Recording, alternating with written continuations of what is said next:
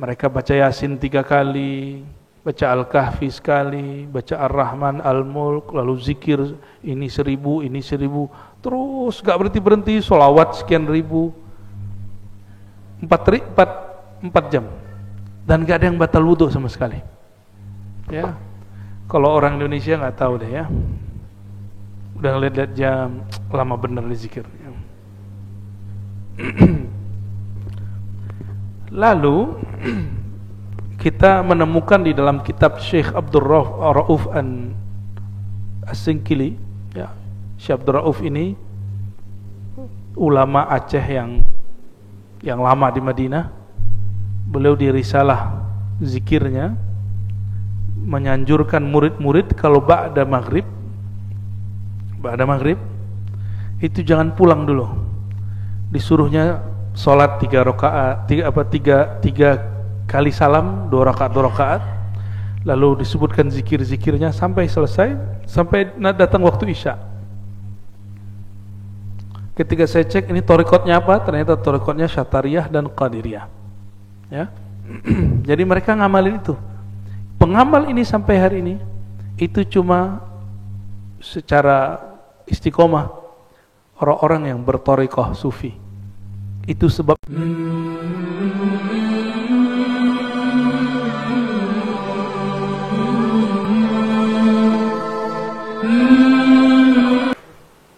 etika atau kemakrifatan atau cara mensucikan jiwa disebut dengan tasawuf. Maka ajaran tasawuf, kitab-kitab tasawuf itu juga tafsir terhadap Al-Quran, ya. Jadi kalau anak-anak muda hari ini yang baru hijrah kadang-kadang itu mempertanyakan kami, kok pakai kitab-kitab yang bukan kitab Al-Quran? Justru kitab ini penjelas Al-Quran, ya. Mari kita baca surah Al-Fatihah untuk baginda Nabi Muhammad SAW. Untuk pengarang kitab ini Abu Yasid Muhammad dan guru-guru kami yang mempunyai sanad kepada beliau. Jadi jarak saya dengan beliau masih berjarak ada 1 orang, ya. Tapi murid-murid beliau masih banyak hari ini di Indonesia, dan Indonesia mempunyai atba, pengikut Abu Yasid Muhammad terbanyak di dunia, ya. Untuk mereka semua dan untuk diri kita juga kita bacakan surah Al-Fatihah. A'udzubillahi minasyaitonir rajim. Bismillahirrahmanirrahim. Shiratal mustaqim, shiratal ladzina an'amta 'alaihim, ghairil maghdubi 'alaihim.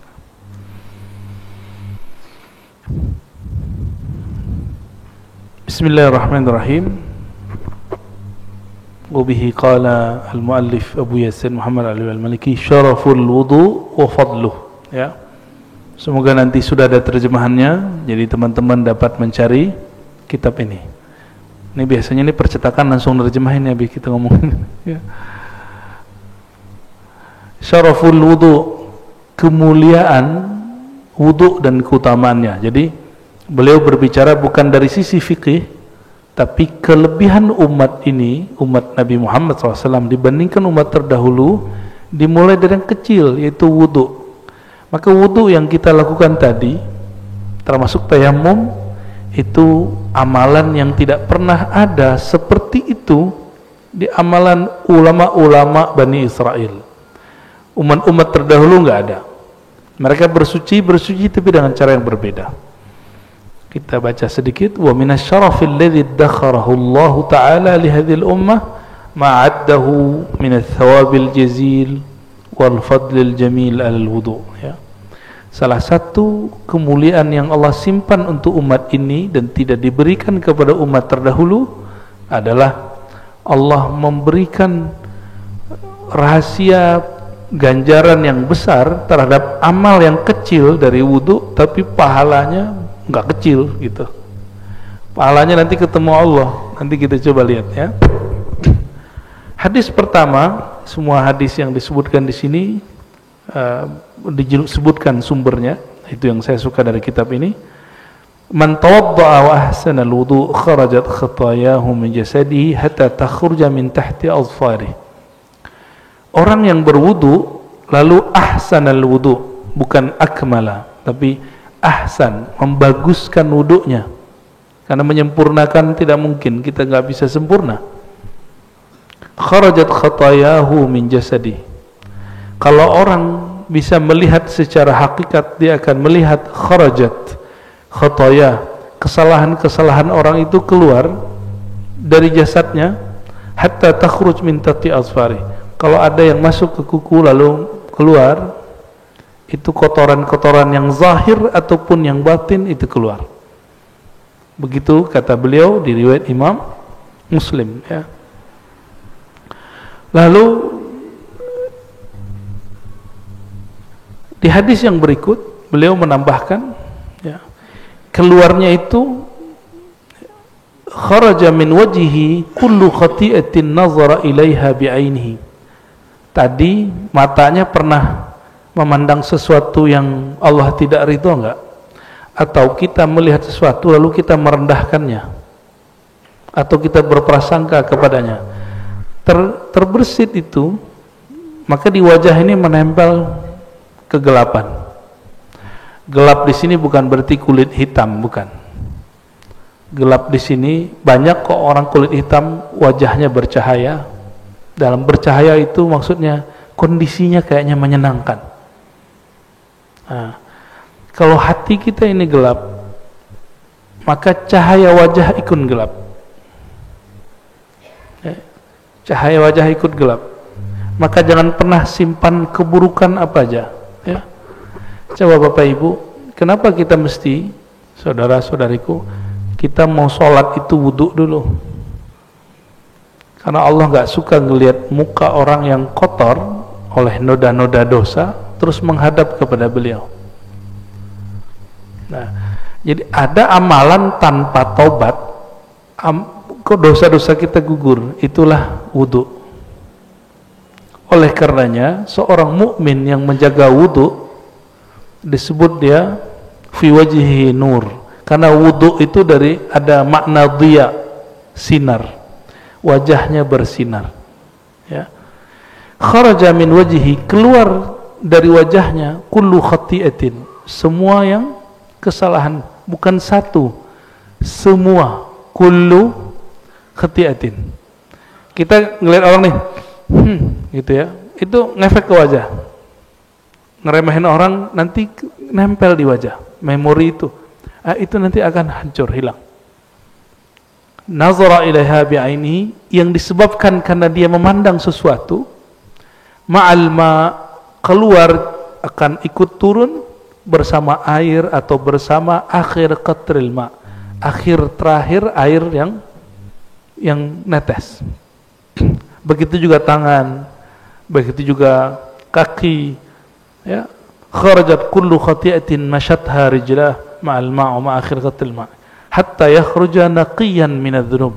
Jadi kalau dimulai dari tangan, wajah, kepala, coba kepala kita ini berapa joroknya otak kita ini, sampai kaki. Lalu Nabi mengatakan hatta yakhruja naqiyan minadz-dzunub, sehingga dia keluar dari tempat berwudu, dia juga sudah bersih dari semua dosa.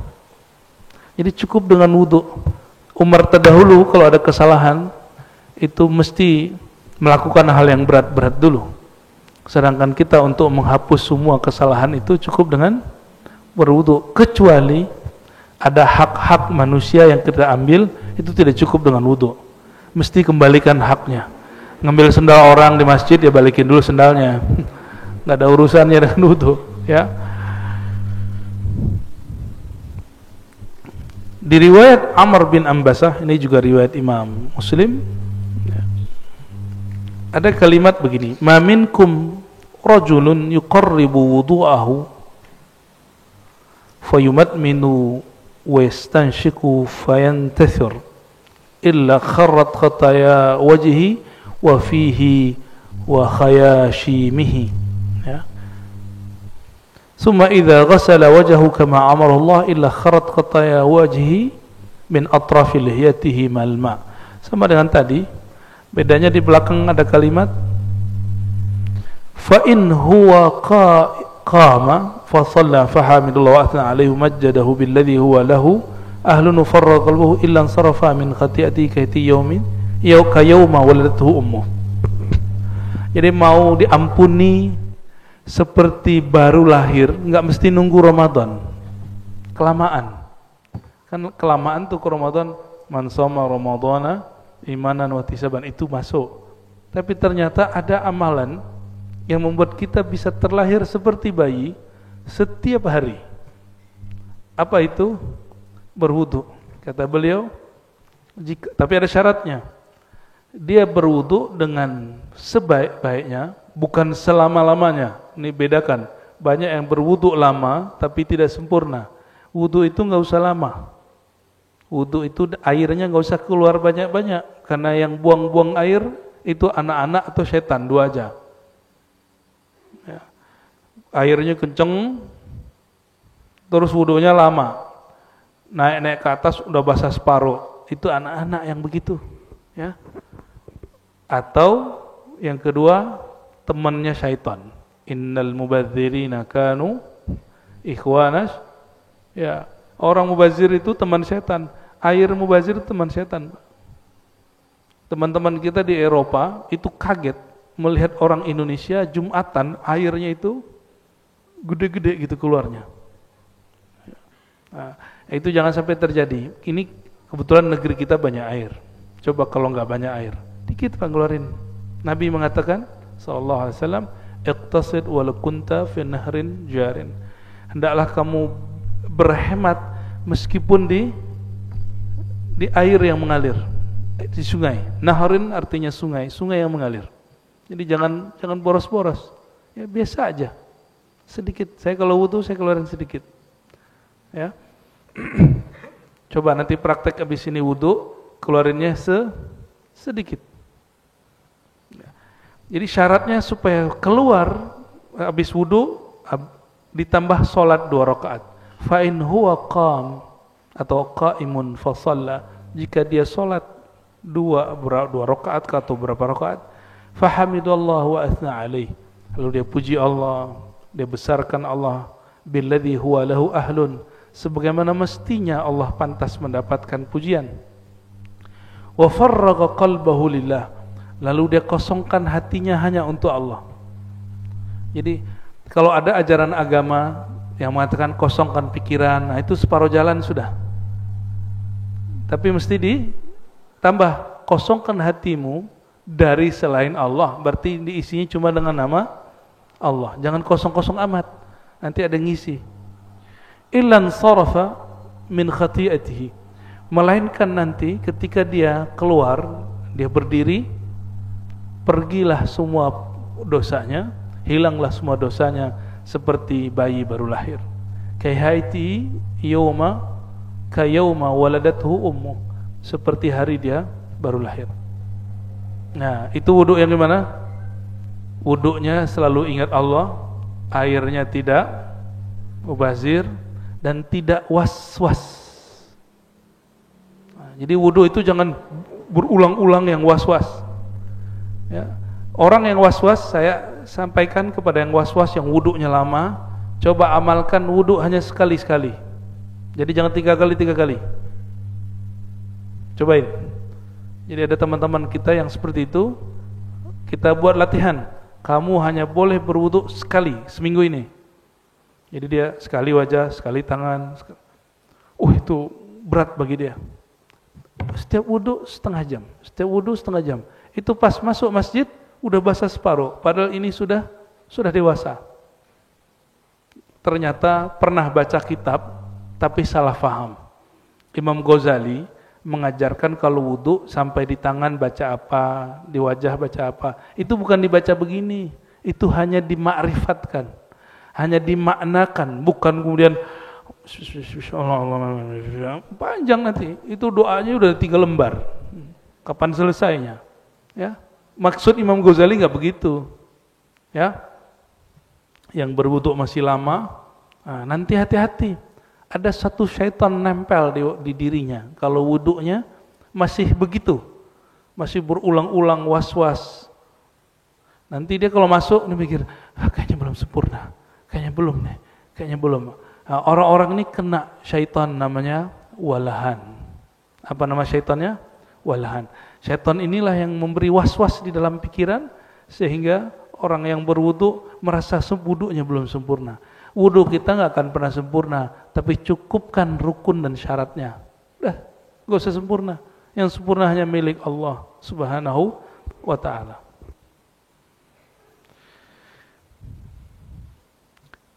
Di negeri kita sepertinya tidak terlalu berat wudu subuh ya, benar ya. Tapi di Turki atau di negeri-negeri subtropis, di Eropa, di India di musim dingin, di Cina, termasuk di semua wilayah Arab musim dingin, itu wudu, bayangkan lagi 2 derajat, 3 derajat, 4 derajat, gimana perasaannya wudu? Ya, dinginnya luar biasa. Tapi ternyata kalau mau jadi wali Allah, salah satunya al-wudu alal makarih. Ya, annal wudu alal makarih yarfa'ud darajat. Wudu di saat kita enggak senang karena dingin, itu bisa mengangkat derajat. Ini yang disebut darajatul walayah, derajat kewalian. Ya. Ada satu riwayat, hadisnya masyhur, dari hadis inilah nama pusat kajian saya sebut namanya Ribat. Nah, di ujung hadisnya ada. Sayyidina Abu Hurairah mengatakan, Nabi SAW bersabda, "Ala adullukum ala ma yamhullahu bihil khataya wa yarfa' bihid darajat." Maukah kamu aku ajarkan sesuatu amalan yang ringan, ya, tetapi Allah menghapus dengannya semua kesalahan-kesalahan dan mengangkat banyak derajat, bukan 1 derajat. Qalu, mereka bertanya, bala ya Rasulullah. Qal isbaghul wudu alal makarih. Isbagh itu artinya memaksimalkan wudu meskipun sedang musim dingin atau sedang badan kurang fit. Ya. Ada nggak orang mati karena wudu? Nggak ada kan? Yang ada seger. Ya. Cuma karena orang Indonesia ini wudunya mesti basah. Padahal wudu begini cukup, Pak. Nabi itu kalau dulu wudu, itu ada yang megangin. Jadi ada sahabat yang megangin, terus ada yang nampung di bawah. Cukup segini, nggak nyampe. Dapat wajah, dapat tangan, ya, tangan dapat sampai ke kepala, sampai kaki.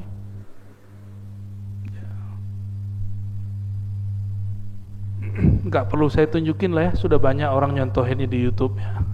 Cara berwudu dengan satu gayung gitu banyak. Kalau ada orang ngomongin nggak enak, itu nafsu. Dia berwudu dengan nafsunya, bukan berwudu dengan kalbunya.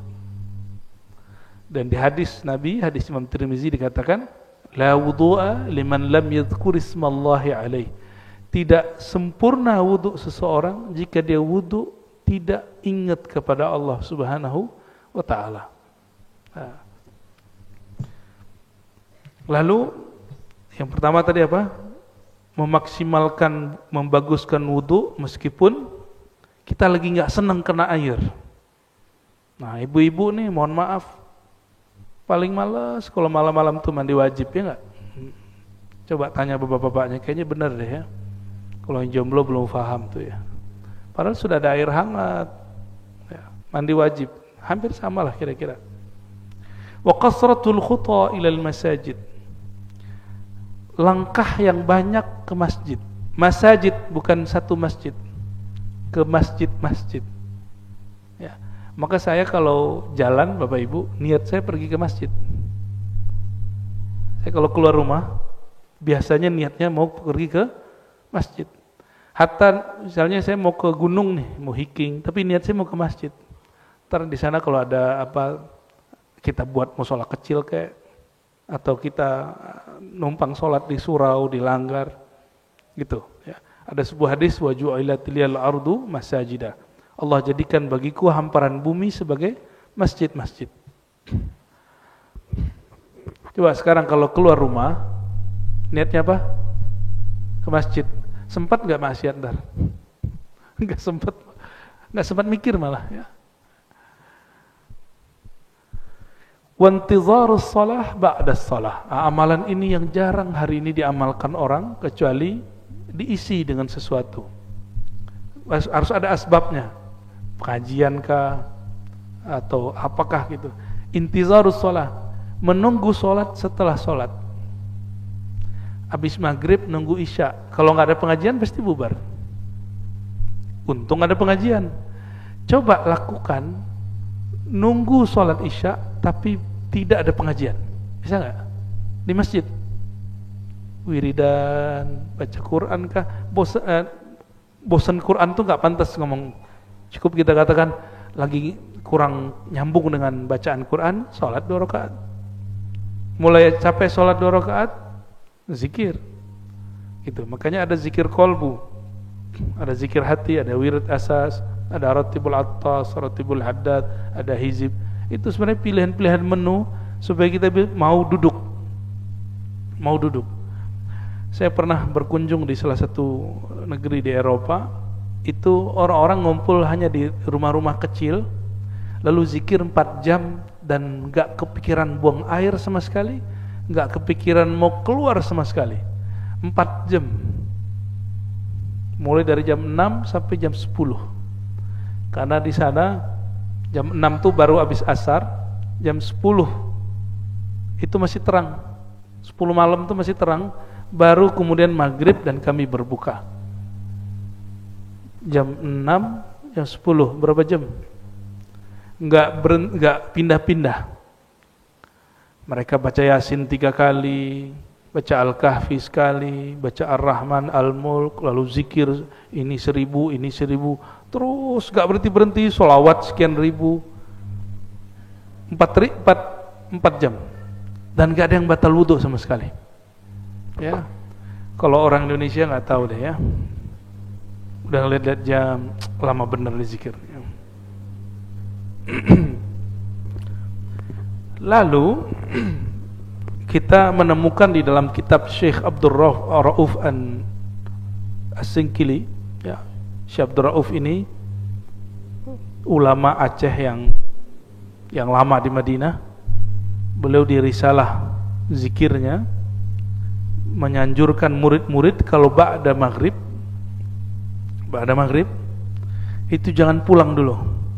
Disuruhnya sholat 3 rakaat, 3 kali salam, 2 rakaat, lalu disebutkan zikir-zikirnya sampai selesai, sampai datang waktu isya. Ketika saya cek ini thariqatnya apa, ternyata thariqatnya Syatariyah dan Qadiriyah. Ya. Jadi mereka ngamalin itu. Pengamal ini sampai hari ini itu cuma secara istiqomah orang-orang yang berthariqah sufi. Itu sebabnya syaitan gak suka sama sufi. Itu sebabnya syaitan merasuk kepada ustadz yang tidak berzikir lalu membid'ahkan para sufi, ya, menganggap sesat para sufi, karena itu musuh dia. Jadi memusuhi ahli zikir, kita curiga jangan-jangan dia kerasukan syaitan, ya, hati-hati. Ini mantum tuh syaitan gak suka. Karena duduk di majelis, nangis dia sekarang di luar. Syaitan tuh nangis, cuma kita gak lihat aja. Ya, coba kalau lihat, pasti doyan ngaji, doyan zikir. Ya. Untung kita gak lihat, ya. Lalu Sayyidina Nabi SAW mengatakan, fadzalikumur ribat, fadzalikumur ribat. Itulah yang disebut ribat. Ribat itu artinya ikatan. Akhirnya oleh ulama di tanah Hijaz, di Saudi sekarang, dulu namanya Hijaz, dan di Yaman, tempat zikir itu, tempat nunggu orang lagi zikir lama-lama disebut ribat. Tapi dalam lahjah dialek orang Mekah dan Yaman disebut rubat. Ya, disebut apa? Rubat, ya. Saya selama menunggu musim haji kemarin, kita berkeliling ke rubat-rubat Mekah. Jadi masih ada di sana orang-orang yang dari dari asar nunggu sampai maghrib, dari maghrib nunggu isya, itu zikir semua. Kalau nggak zikir ngaji, kalau nggak ngaji zikir, udah gitu aja. Masih ada, ya. Dan zikir tarekat orang Mekah. Cuma udah nggak di Masjidil Haram. Kalau dulu langsung depan Masjidil Haram. Ini di Jabal Abi Kubais namanya.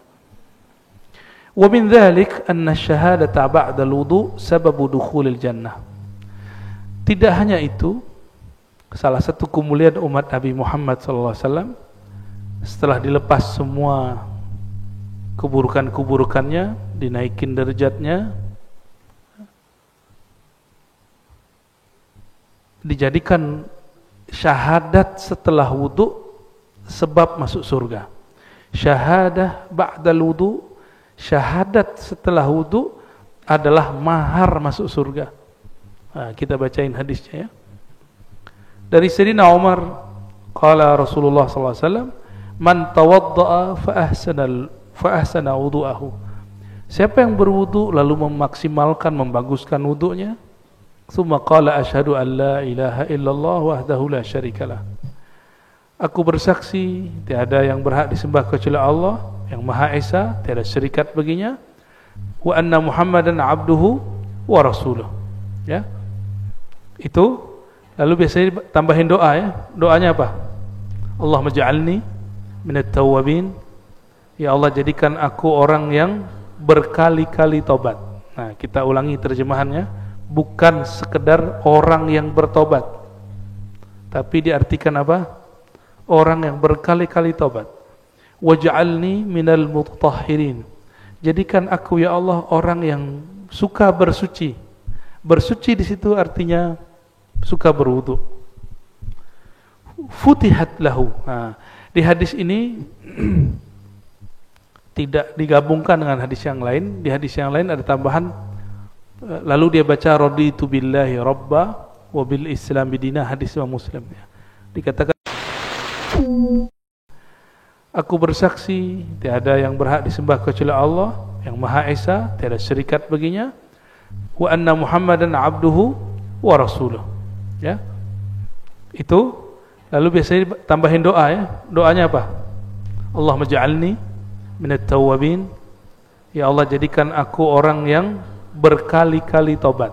Nah, kita ulangi terjemahannya, bukan sekedar orang yang bertobat, tapi diartikan apa? Orang yang berkali-kali tobat. Waj'alni minal mutahhirin. Jadikan aku ya Allah orang yang suka bersuci. Bersuci di situ artinya suka berwudu. Futihat lahu. Nah, di hadis ini tidak digabungkan dengan hadis yang lain. Di hadis yang lain ada tambahan, lalu dia baca raditu billahi rabba wa bil islam bidina, hadis Imam Muslim ya. Dikatakan di hadis ini, siapa yang baca syahadat dan doa ini, futihat lahu abwabul jannah, dibukakan bagi dia pintu surga ats-tsamaniyah, yang pintu surga itu ada 8. Jadi surga itu, pintu di sini bukan pintu yang kita pahami, tapi maksud gerbang besar. Nah, nanti di gerbang itu ada tempat-tempat orang masuk. Yadkhuluha min ayyiha syaa. Dia boleh masuk dari 8 pintu besar itu, boleh pilih mana saja. Kalau kita lihat-lihat, kok bisa ya? Oh, ternyata wudu itu adalah asal semua ibadat. Kenapa? Kalau kita nggak wudu, sah nggak sholatnya? Orang nggak wudu, baca Qur'annya nikmat nggak? Orang yang nggak wudu, ngajinya pun nggak fokus. Ya, orang yang tidak wudu juga tidak diperkenankan tidak sempurna dia melakukan manasiknya. Ya, jadi wudu itu boleh disebut aslu kulli ibadatin, karena dia isinya bertaharah, bersuci. Ini tentang wudu. Jadi wudu itu apa saja kata Sayyid Muhammad? Wudu itu mensucikan manusia, setiap anggotanya. Cuma di sini tidak disebutkan satu rahasia, ya, karena ada yang membid'ahkannya. Kalau kita wudu di akhir, jadi yang ngusap yang terakhir itu tetesannya minum, gitu. Nah, dan ini dijadikan sebagai amalan oleh Sidi Ahmad bin Idris al-Idrisi, seorang ahli hadis dan juga seorang ahli zikir di abad keberapa itu ya, 1800 itu berarti abad 19 ya. beliau mengajarkan salah satu cara untuk mengurangi porsi syaitan dalam diri. Bahkan kata sahabat saya yang dia Allah kasyafkan rahasia wudu, kata beliau, saya gak usah sebut namanya, orang yang melakukan amal ini Allah bakar syaitan dari dalam dirinya. Wallahu a'lam bishawab. Mungkin saja, ya. Nanti dicobain, Pak. Kalau wudu, usapan yang ketiga jangan pertama. Kan yang pertama yang keluar apa? Kotoran, dosa. Yang ketiga itu sudah cahaya. Jadi yang ketiga terakhirnya baru di sisa aja di sini. Gitu. Gosok kemudian diambil, enggak. Itu namanya minum air keran. Ya, yang bekas wudu kita itu sudah cahaya Allah yang masuk. Cahaya itu kalau masuk, kata masyayikh kita, ini bisa mengurangi syaitan dalam diri. Was-was nanti hilang sendiri.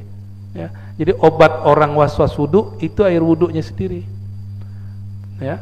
Kenapa yang ketiga? Kalau Rasulullah SAW mulai dari awal wudu sampai akhir itu diperebutkan sahabat Nabi.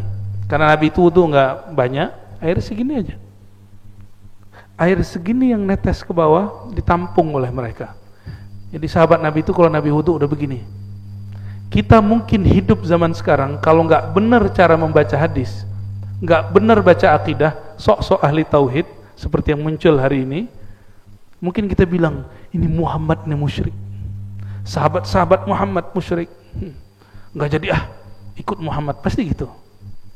Nanti antum akan begitu kalau ketemu Imam Mahdi, masa Mahdi begini gitu. Ya. Seperti itulah Abu Jahal, Abu Lahab, ya, dia lihat kok gini amat ya umat Nabi Muhammad ini kepada Nabi Muhammad, ya, nggak terima mereka nggak terima.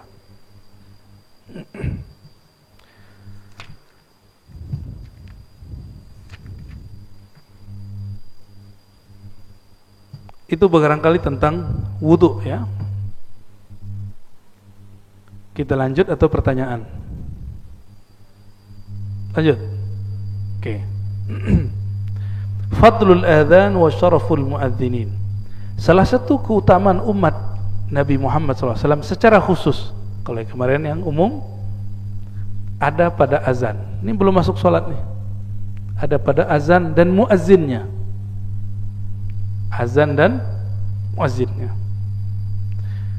Wa min syarafil ummah al-Muhammadiyah anna Allah ikhtassaha bil adhan. Azan itu bahasa Arab, itu artinya pemberitahuan. Satu akar kata dengan uzun, telinga. Azan itu memberitahukan ke telinga orang. Kalau ke telinga pakai suara atau pakai merem? Pakai suara, ya. Maka azan nggak bisa pakai batin. Saya azan batin nggak bisa. Mesti azannya pakai suara. Maka dulu ada sahabat, ya, namanya Abdullah bin Zaid, mimpi tata cara azan. Jadi Nabi itu nggak mau ngajarin azan langsung, tapi Nabi ingin cek sahabat-sahabatnya dapat ilham nggak. Jadi sahabat-sahabat itu dilibatkan di dalam cara untuk beribadah sosial, kan sholat azan itu ibadah sosial. Maka diberilah dua sahabat mimpi ketemu malaikat dan diajarkan cara azan. Dalam hadis Imam Abu Daud disebutkan dalam babul kitabul azan bahwa ada malaikat mengajari Abdullah bin Zaid cara azan, lalu disetor ke Nabi. Jadi tiap pagi mereka setor mimpi ke Rasulullah SAW. Jadi sahabat itu pengalaman rohani disetor ke Nabi. Coba mana ada majelis begitu hari ini? Majelis hari ini setor ke ustadz apa? Paling jelek-jelekin orang. Ya, itu amalan yang gitu. Sibuk sama amalan orang aja. Nggak ada yang sibuk dengan perkembangan rohaninya. Ya. Kalau orang dulu di zaman sahabat Nabi, mereka beramal, disuruh Nabi beramal, itu nggak hanya sholat, tapi juga ada koneksi batin. Dilatih berkoneksi batinnya dengan Allah, dengan malaikat, dengan arwah-arwah yang suci. Ada caranya, dan itu bukan syirik, itu ajaran baginda Rasulullah SAW. Makanya Nabi itu doyan ke kubur, malam-malam lagi. Coba antum bayangin, kalau ada ustadz hari ini ngajak ke kuburan malam-malam gimana? Berani gak? Pasti orang bilang, itu ustadz kuburiyun. Ente berani nggak ngomong gitu ke Rasulullah SAW? Ya, Rasulullah itu malam-malam Sayyidah Aisyah tidur, keluar dari rumah, kan deket, jalan sedikit beberapa ratus meter udah nyampe di Baqi. Lalu Nabi kemudian seperti berdialog dengan ahli kubur. Nabi suka begitu. Nah, itu disebut dengan berkoneksi dengan kubur. Maka Nabi mengeluarkan satu kalimat, zurul qubur fa innaha tudzakkirul maut. Ziarahilah kubur karena dia bisa memutus cinta kamu dari dunia, yaitu mengingat kematian. Orang semakin dia cinta dunia, semakin gelap cahaya wajahnya. Mau dia sudah belajar zikir sekian ribu tahun, itu iblis. Iblis 18.000 tahun dia belajar zikir, latihan zikir, gelap wajahnya. Sampai hari ini wajah iblis itu gelap, padahal sudah pernah berzikir 18.000 tahun. Maka jangan andalkan wirid-wirid kita. Yang kita andalkan adalah ma'rifat kepada Allah, ingat kematian. Orang semakin dia cinta dunia, semakin gelap cahaya wajahnya. Mau dia sudah belajar zikir sekian ribu tahun, itu iblis. Iblis 18.000 tahun dia belajar zikir, latihan zikir, gelap wajahnya. Sampai hari ini wajah iblis itu gelap, padahal sudah pernah berzikir 18.000 tahun. Maka jangan andalkan wirid-wirid kita. Yang kita andalkan adalah ma'rifat kepada Allah, ma'rifat kepada Sayyidina Nabi SAW. Dan ma'rifat itu kalau nambah pasti tambah merendah, bukan tambah meninggi. Ya, bukan merendah tapi meninggi.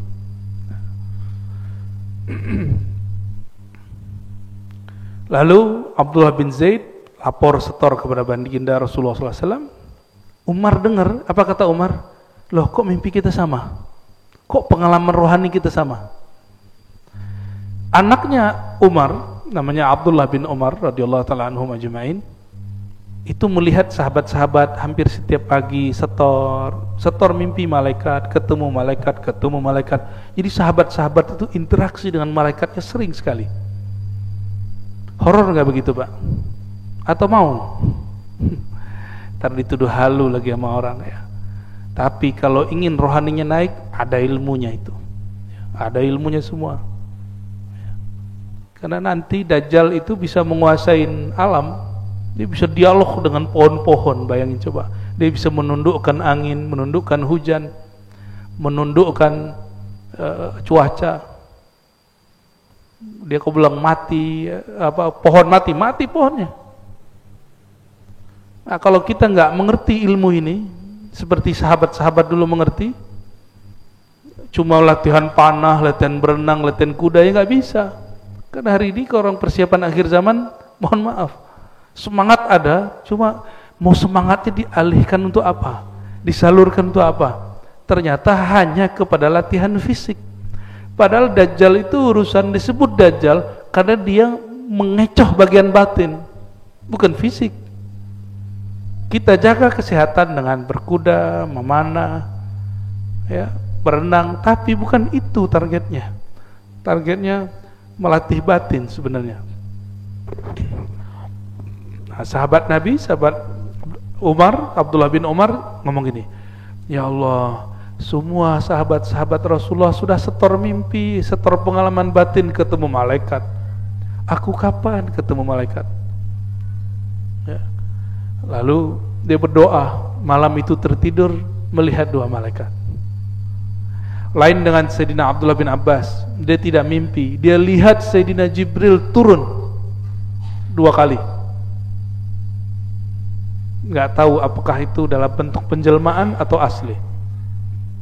Nah, azan ini adalah mimpi sahabat Nabi Abdullah bin Zaid diajari malaikat. Lalu Nabi ikrar, disebut takrir, hadis takrir. Hadis takrir, pengalaman sahabat atau amal sahabat atau ijtihad pemahaman sahabat yang lalu diakuisisi Rasulullah, dibenarkan Rasulullah dan mengatakan itu benar, divalidasi oleh beliau dan mengatakan ini sahih, maka dijadikan bagian dari ajaran Rasulullah SAW. Salah satunya azan, ya. Apa kelebihan azan? Annal muadzin yashhad lahu kullu ma yasma' sautahu bil azan. Nah, ini yang menarik. Abdullah bin Zaid ini walaupun dia mimpi azan, tapi tidak disuruh jadi muazin karena dulu nggak ada mikrofon nggak ada. Yang dipanggil siapa yang jadi muazin? Bilal, yang tidak ada satupun orang menyangka dia bakal jadi muazin. Orang hitam legam itu kalau kayak gini baru kelihatan pas dia senyum, gigi, nah itu baru kelihatan dia. Bilal bin Rabah. Nah, akhirnya ini orang malah menjadi orang penting. Bayangin coba, kulit hitam penting. Begitu Rasulullah membuat siasat, nggak mesti orang yang dapat pengalaman itu dia yang beramal. Yang beramal siapa? Bilal. Kata Nabi SAW, fa innahu arfa' sautan wa anda. Hadis Imam Abu Daud. Orang ini, si Bilal ini suaranya lebih kenceng, nggak perlu pakai mikrofon, dan lebih merdu. Kalau Abdullah bin Zaid azan yang dengar cuma 10 meter ke belakang, ke depan, terus suaranya bikin telinga kita cepat mau jauh-jauh gitu. Ada tuh orang azan dan kita nggak kuat dengernya, cepet-cepetlah beres gitu ya. Ya, waktu saya dulu nyantri itu ada beberapa orang kalau azan itu pesantren getar Pak, karena suara dia getar, Allahu Akbar Allah. Tapi nggak ada lagi yang azan, yang suara-suaranya bagus, pada gengsi semua azan. Ya sudah, orang begitu azan. Nah, orang yang muazzin ini enaknya sekarang ada mic, yashhad lahu kullu ma yasma' sautahu bil azan. Benda apa saja, makhluk apa saja yang dengar suara dia itu akan menjadi saksi nanti di akhirat untuk keringanan dia dan keselamatan di akhirat. Jadi Bapak Ibu ini hati-hati sama muazzin, ya. Maka muazzin yang tidak bertarif itu muazin yang bisa ngasih syafaat nanti. Tapi kalau muazin ngambek, nah, minta, saya pengen digaji. Beda kalau masjid ingin ngasih, tapi tidak sebagai gaji. Ya. Ada tuh merbot masjid ngambek masalah gaji, banyak Pak. Padahal jadi merbot masjid, ente jadi waliullah. Ya nggak usah mikirin masalah itu, nanti ada aja rezeki. Ya. Orang kalau sudah ngurus masjid, yang perhatian sama dia bukan hanya manusia, Allah perhatian sama dia. Karena dia bersihin masjid. Dalilnya apa? Seorang perempuan hitam legam juga, udah tua, udah berapa hari nggak dilihat Rasulullah SAW di masjid. Hadis Sahih Bukhari dan hadis Muslim. Nabi tanya, mana nih orang mak-mak tua yang biasa bersih-bersih masjid? Lalu para sahabat mengatakan, wahai Rasulullah, beberapa hari yang lalu meninggal, lalu kami kubur. Meninggalnya kapan? Malam hari langsung kami kubur, saking orang ini nggak penting menurut para sahabat. Lalu Nabi keluar mengatakan, daluni ala qabriha, tunjukkan aku kuburnya di mana. Sahabat bingung, kok sepenting apa orang ini? Lalu Nabi sholat qadha, namanya qadha jenazah. Jadi sholat jenazah itu nggak mesti di masjid, bisa di rumah, bisa udah dikubur lalu kita sholat, kan nggak pakai ruku. Maka boleh sholat qadha jenazah di kubur. Tapi kalau ada ruku baru makruh sholat di kubur, ya. Maka Nabi sholat di kubur, sholat jenazah qadhaan. Dan beliau mengajarkan kepada sahabat bahwa kalau ada orang ngurusin masjid, mungkin kamu nggak perhatikan dia, tapi kekasih Allah, orang nomor 1 di alam semesta, perhatiin dia. Berarti orang penting itu bukan? Cuma fisiknya jelek, tapi batinnya indah. Ya, untuk apa badan bagus tapi nggak mau memperhatikan masjid Allah? Ya. Dulu masjid itu tidak hanya tempat sholat, tapi tempat ngaji begini. Ya. Ya. Pesantren itu sebenarnya masjid semua itu tempat. Cuma pesantren kan sudah enak, sudah berbayar. Ya. Kalau masjid nggak ada orang yang memperhatikan, ya nggak jalan. Ya. Maka mohon ya berbaiklah kepada muazin, pada imam-imam, ya. Supaya imam-imam dan muazin itu gak perlu riya, ya. Gak perlu mensudes-sudeskan suaranya supaya orang cari perhatian dia, ya. Cukup dia berkhidmat. Suara orang yang tulus itu suaranya indah, ya. Lalu Nabi SAW bersabda dalam hadis Abu Sa'id, riwayat Imam Bukhari. Nah, mungkin ini saja yang kita baca untuk bab azan. La yasma' mada sautil muadzin jinnun wala insun wala syai'. Tidaklah mendengar mada, ya, sejauh mana suara muazzin itu sampai, tidaklah sampai suara itu kepada jin. Oh, jin bisa dengar, ya, apalagi ins, manusia, ataupun syai', benda yang kita anggap benda mati.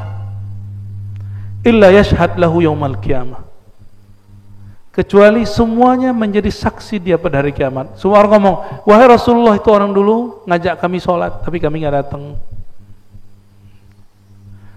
Annahu yashhad lahu kullu ratbin wa yabisin. Di riwayat lain, di riwayat Abu Daud ditambahkan, bahkan jika ada pohon-pohon, kalau dulu kurma yang kering atau basah pun, atau daun kering, daun basah pun, semuanya menjadi saksi bahwa orang ini pernah azan bersyahadat kepada Allah SWT.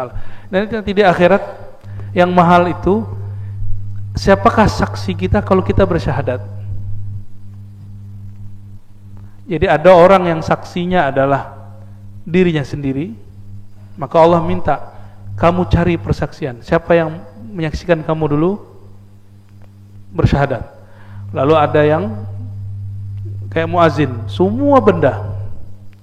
Tapi ahli tauhid yang level tinggi, nanti dia jawab, ya Allah, saksiku bersyahadat adalah Engkau sendiri. Syahidallahu annahu la ilaha illa huwa wal malaikatu wa ulul ilm qa'iman bil qisti la ilaha illa huwal azizul hakim, ya.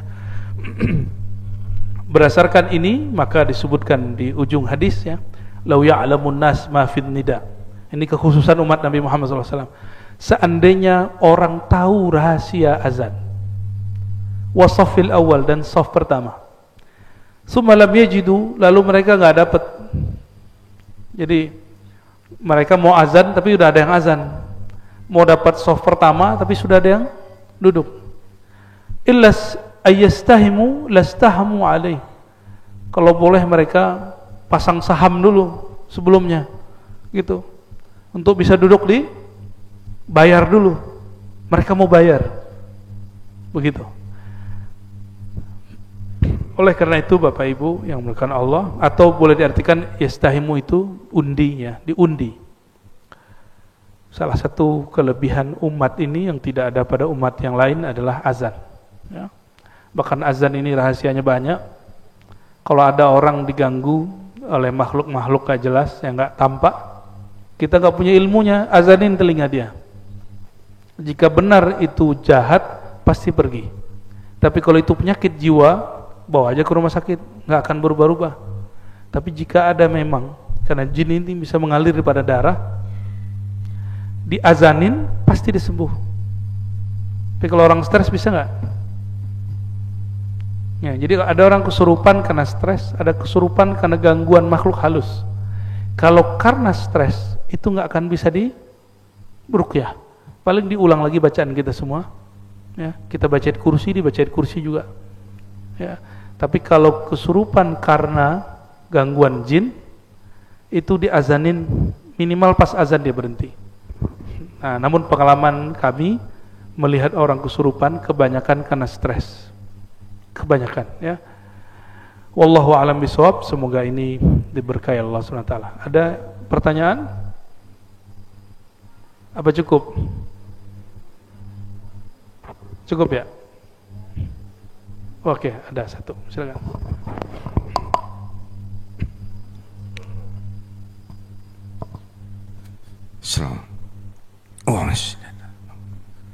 Assalamualaikum warahmatullahi wabarakatuh. Assalamualaikum. Saya hanya mendengar cerita tarikh Abu ya, bahwa suatu saat Sayyidina Ali Zainal Abidin bin Husain ketika sedang melaksanakan toharoh wudu, kemudian ada orang lain melihat, kemudian menanyakan, wahai putra Rasulullah, saya sering memperhatikan Anda ketika berwudu. ada dua yang aku sering perhatikan ketika Anda mengambil wudhu. Satu menangis, satu lagi bergetar. Kemudian apa yang terjadi sebetulnya wahai putra Rasulullah? Kata Sayyidina Ali Zainal Abidin bin Husain, dia jawab, wahai fulan, kepada siapa sebentar lagi aku menghadap? Yang ingin saya tanyakan, Buya, sampai sebegitunya rahasia wudhu di hadapan orang-orang yang makomnya mungkin sudah sampai kepada ma'rifat Allah. Saya kira itu pertanyaannya, Buya. Terima kasih. Assalamualaikum warahmatullahi wabarakatuh. Assalamualaikum. Ada yang disebut dengan makom dan hal. Makom itu pencapaian rohani karena latihan-latihan. Hal bahasa Arab, bukan hal bahasa Indonesia. Hal itu anugerah pemberian Allah sebagai bentuk kemurahan Allah Subhanahu wa taala. Walaupun orang ini enggak beramal, itu namanya hal. Sedangkan Sayyidina Ali Zainal Abidin tadi, cucu Sayyidina Ali, beliau mengalami hal namanya halul buka wal khauf, rahasia. Jadi beliau ketika wudhu itu ada rasa terharu, ada rasa takut kepada Allah SWT, mau ketemu Allah. Tapi ada keadaan lain, yaitu asyauq ilallah, rindu. Orang kalau rindu nangis gak? Ibu-ibu ini kalau rindu nangis. Kalau bapak-bapak ini kalau ngerindu ngelindur. Kalau nggak ngerokok gak jelas gitu ya. Tapi kebanyakan orang yang berhati lembut, jika dia rindu dia nangis. Disebut halus syauq ilallah. Orang ini rindu ketemu Allah. Berarti orang ini makom solatnya sudah makom ihsan. Solatnya betul-betul ketemu dengan Allah. Dan itu nggak bisa dibuat-buat, mesti dilatih. Dimulai dari latihan tobat, lalu latihan zikir.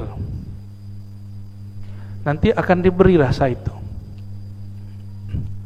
Alhamdulillah kami sering juga mengalami hal itu, ya. Tapi nggak sesering dulu, ya. Kalau sekarang halnya lain lagi. Kalau dulu saya mau wudu, mau sholat itu sama. Jadi itu bukan amalan orang dulu. Hal ini anugerah yang Allah berikan ke siapapun dan di masa apapun.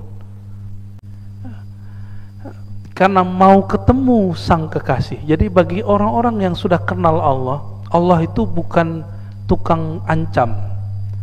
Allah itu yang dirasakan adalah zat yang maha pengasih, penyayang, zat yang maha memperhatikan, zat yang maha baik sekali. Sehingga kerinduan, cinta kepada dia itu enggak tertahankan sama sekali. Itu sebabnya baginda Nabi SAW kalau sholatnya lama, dan itu sholatnya terisak-isak, orang nangis gitu. Secara fikih, ulama fikih kan lucu.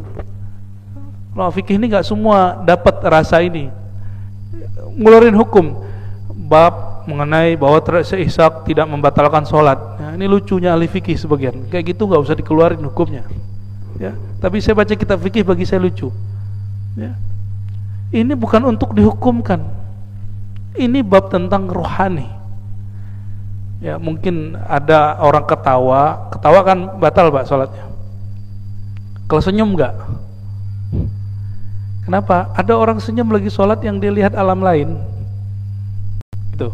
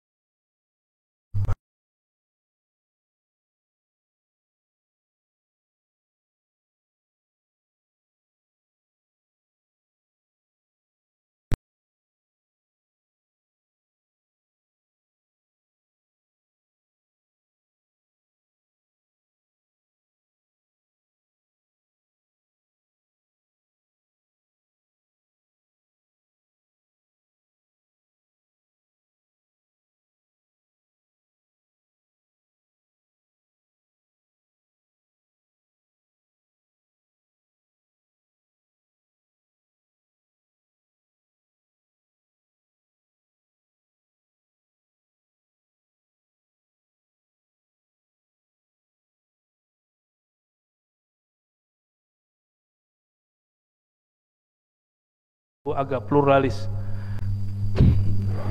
Anaknya namanya Muhammad Maksum, itu ngamalin sunnah, Pak. Ngamalin sunnah itu mulai dari bangun tidur sampai tidur lagi.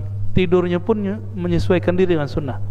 Suatu kali dia gak pernah tinggal sholat jamaah, masuk masjid lupa kaki kirinya dahulu. Ketika melangkah kedua ketiga, dia lihat kakinya, kenapa kaki kiriku langsung masuk ke masjid Baitullah. Maka dia tersan 3 hari 3 malam gak bangun-bangun. Orang dulu begitu. Adakah hal itu sekarang? Masih ada. Cuma itu biasanya baru dizohirkan kalau orangnya meninggal. Maulana Muhammad Maksum baru dikisahkan itu setelah dia wafat. Wafat baru ditulis manaqibnya. Ya. Jadi hal-hal begitu ada memang, ya. Dan itu tidak dibuat-buat. Mereka memang ahli ma'rifatullah, kenal kepada Allah. Kenal kepada Allah bukan masalah jumlah sholatnya banyak, tapi memang kolbunya, ruhnya mengetahui sifat-sifat Allah Subhanahu wa ta'ala.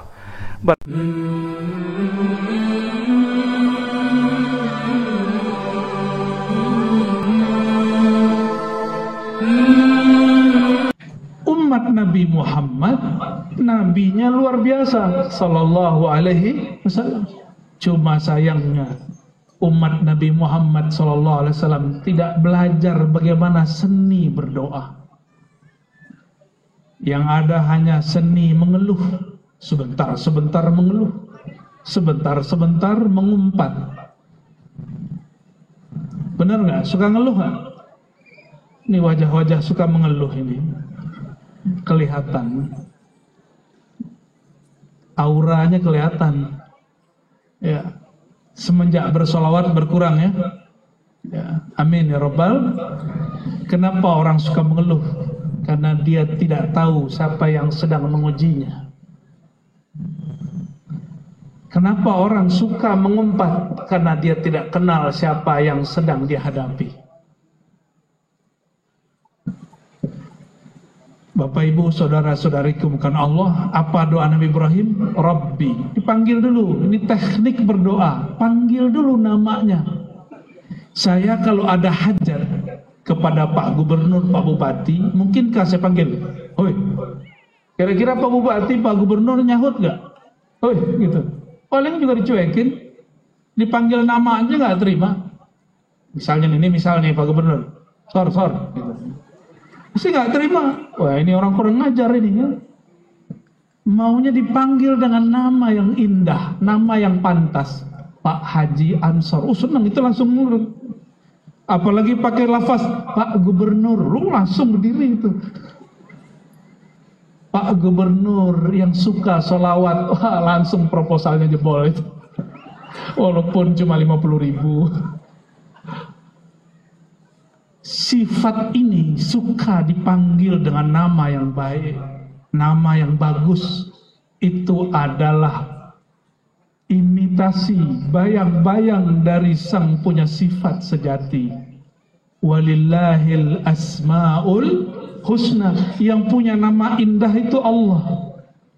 Karena kita ini adalah ciptaannya Allah, kita ini perbuatannya Allah, kita ini juga tajalli sifatnya Allah. Maka kita kadang-kadang meniru beberapa sifat-sifat dia. Ibu-ibu senangnya dipanggil cantik apa jelek? Walaupun sudah mulai keriput.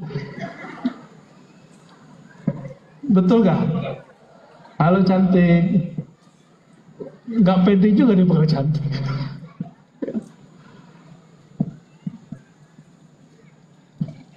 Jadi kita ini senang dipanggil dengan sifat yang indah.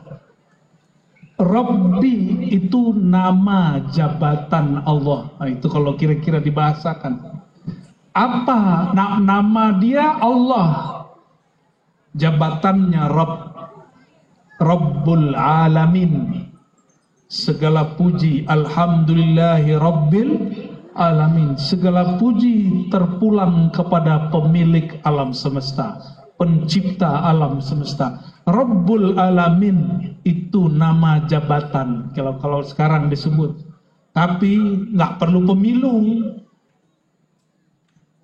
Kalau jadi Pak Gubernur, Pak Bupati mesti pemilu dulu, dipilih oleh rakyat.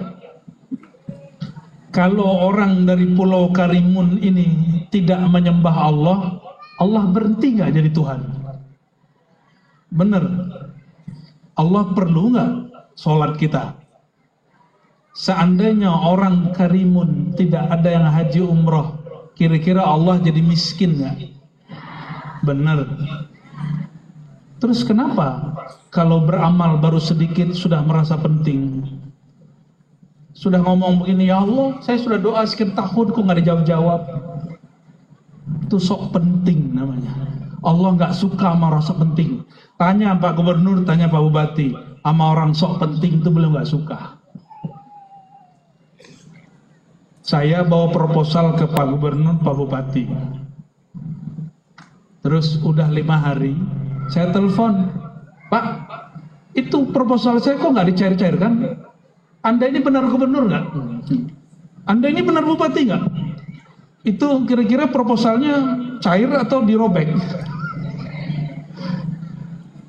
Sekarang banyak orang begitu, ngatur-ngatur Tuhan, maksa-maksa Allah. Ya Allah, saya udah doa sekian bulan, kok nggak dijawab-jawab? Betul nggak? Allah nggak suka sama orang begitu, karena nggak tahu seni berdoa. Itu seni jadi berdoa itu ada ilmunya. Jangankan meminta kepada Allah, meminta kepada makhluk pun ada caranya.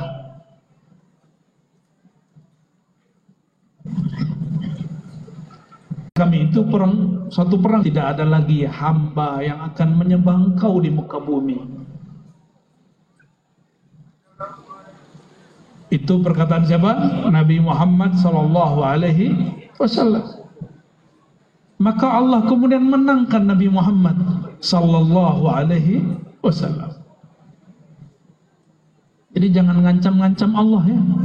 Kalau anakku berhasil, aku puasa. Nah, itu namanya ngancam dengan nazar. Tahu nazar? Tahu nggak Bapak Ibu, saudara-saudariku?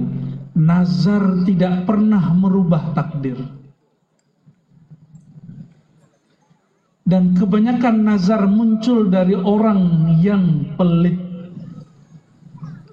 Kalau saya sukses, saya bagi-bagi duit untuk fakir miskin. Kalau nggak sukses, nggak bagi. Bakhil. Kalau orang Melayu Karimun sebut orang bakhil apa? Apa? Kokek. Tokek. Satu-satu Ibu apa? Aduh, ribet sekali. Rokek. Jelek kali. Ada istilah yang lebih buruk lagi gak? Puas.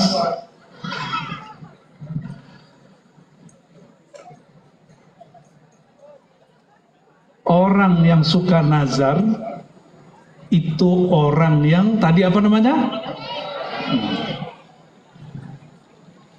Nabi sendiri yang berkalam, la tunziru, la tukthirun nazar. Jangan banyak-banyak nazar, jangan suka bernazar. Kenapa?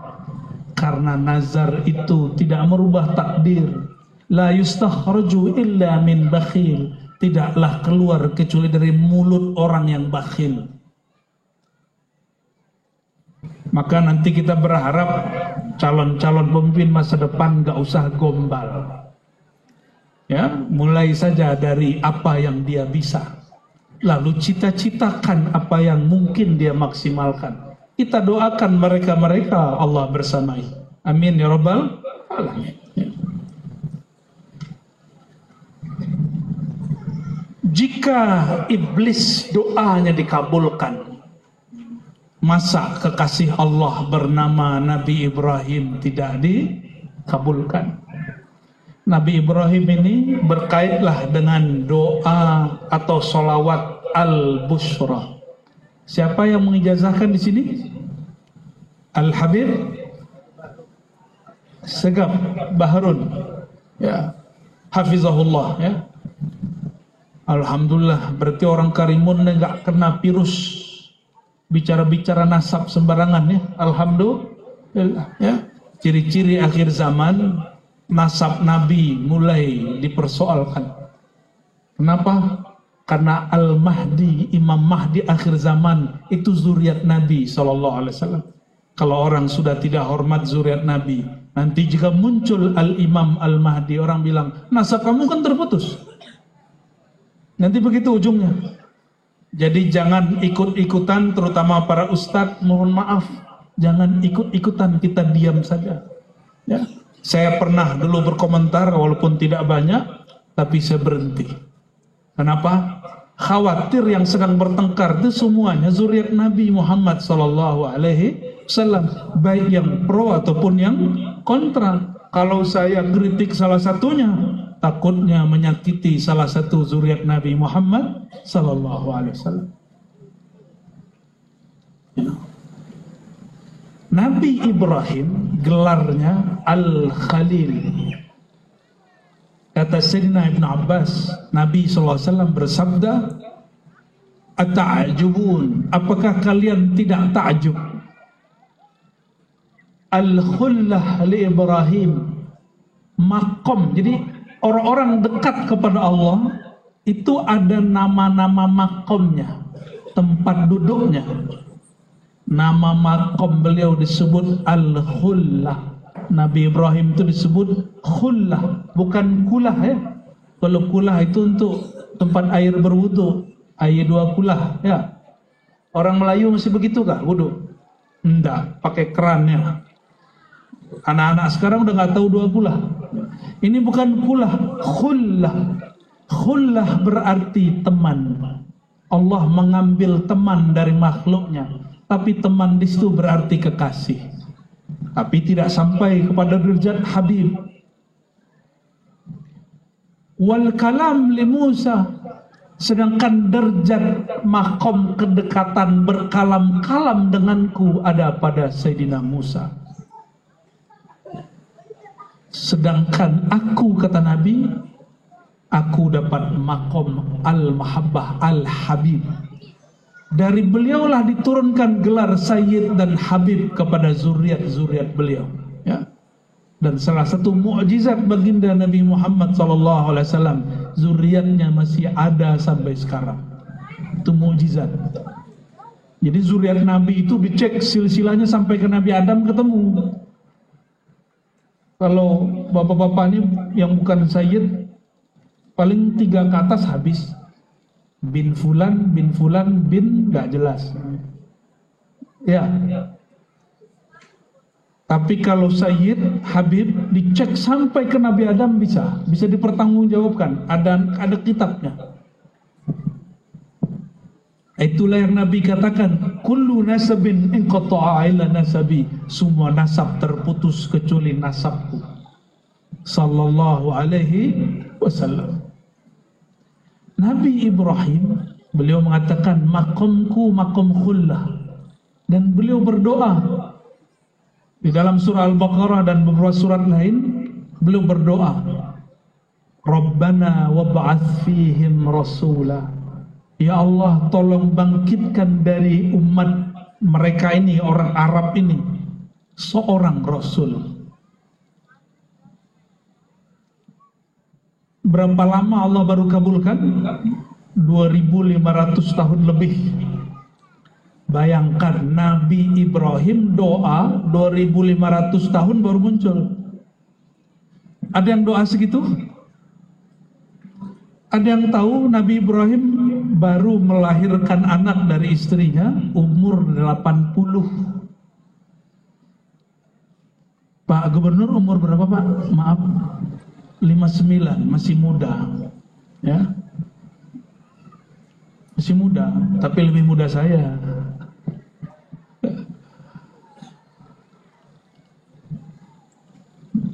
Kalau 59 itu sudah malu punya anak, benar nggak? Udah malu punya anak kecil. Nabi Ibrahim punya anak umur 80-an baru dikasih anak. Minta sudah lama, sekali dikasih disuruh sembelih. Itulah hebatnya makom khullah. Khullah itu teman dekat. Terlihat Nabi Ibrahim asik dengan anaknya Nabi Ismail. Maka Allah uji, hei Ibrahim, jika benar engkau teman dekatku, sembelihlah itu teman barumu, anakmu Ismail. Dia lakukan. Ketika hendak mau disembelih, turun ayat. Nah, ini banyak orang buat khurafat. Katanya Nabi Ibrahim merem, matanya dipejam, ketika dia sembelih, yang disembelih berubah menjadi enggak begitu ceritanya. Di Quran enggak begitu. Sebelum Nabi Ibrahim menyembelih, turun ayat bahwa Allah mengubahnya, menggantinya. Nabi Ismail tidak jadi disembelih, disembelihnya bidzabhin azim, dengan hewan yang gemuk, yaitu domba yang sehat. Jadi bukan berubah gitu ya. Itu yang dibayangkan guru-guru ngaji dulu di kampung. Ini mohon diluruskan. Agama kita sangat rasional. Nggak ada yang tiba-tiba aneh-aneh, itu nggak ada.